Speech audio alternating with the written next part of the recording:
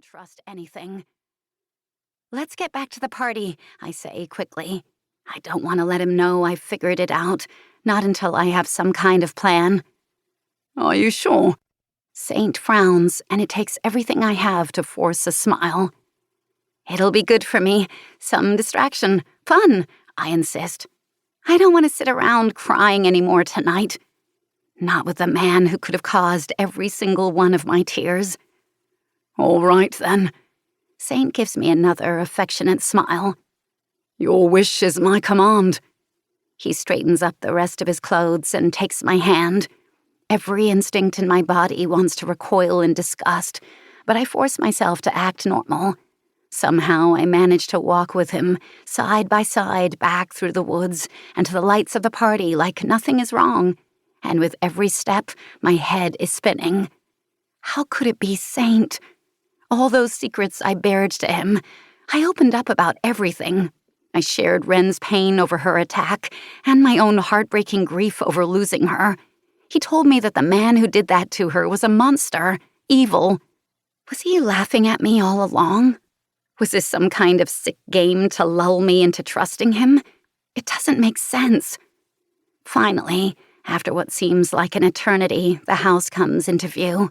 The party we left is raging now, with music playing loudly, and all of the Blackthorn Society members dancing and drinking, all pretense at good manners lost to the debauchery.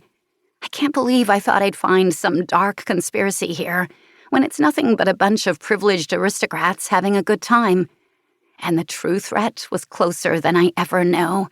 I shoot a sidelong glance at Saint as he leads me to the terrace. He looks the same as he always has, devastatingly handsome with tousled dark hair and stormy blue eyes, and a smile that could tempt me to forget all my inhibitions. Once, I called him a fallen angel. Now, I wonder if he's the devil himself. I need a drink, I declare loudly, dropping Saint's hand. Be a darling and find me something sparkly, and some snacks, too. I'm going to find a bathroom. I'll be right back. I catch a flash of concern on his face at my abrupt mood change, but he smiles and nods. Sweet or savory treats? Surprise me. I leave him by the bar and slip through the crowd, back into the huge main house. There's a bathroom down the hallway, but I head straight for the front doors instead, my heart pounding like I'm staging a jailbreak. Any minute, I expect to hear Saint's voice or find him blocking my path, but I keep my head down, ignoring the partygoers all around me until I finally burst outside. The front drive is busy now, cars still arriving and dropping people off. Of course, the after-party, I realize. Saint told me that once the official secret society business was over, fresh blood would sneak in to enjoy the fun.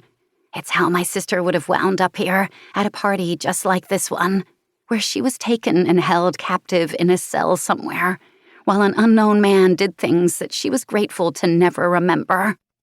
It couldn't be Saint. Swallowing back the bile in my throat, I make a beeline for a cab that's just dropped off a group of glamorous women. Can I get a ride back to Oxford? I ask desperately. The driver raises his eyebrows, no doubt calculating the massive fare. No problem, love. Hop on in.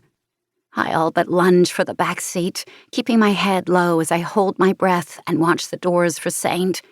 But he doesn't come after me. The driver eases past the rows of gleaming, expensive cars and heads down the driveway, leaving the bright lights and music of the party behind. I don't relax, not for a moment.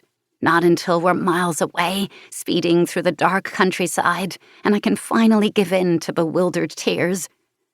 You all right? The driver glances in the rearview mirror as I try to stifle my sobs. Uh-huh. I make a muffled sound. Sorry, bad breakup, I manage to mutter, and he gives me a sympathetic nod. Sorry to hear it, love. Don't you worry. You'll feel better in the morning. But as the questions whirl in my mind, I can't imagine feeling better ever again. I replay everything that happened tonight, searching for answers, but it just doesn't add up. I thought I knew him. I thought he cared about me. Surely it all wasn't a lie. Who are you, Saint?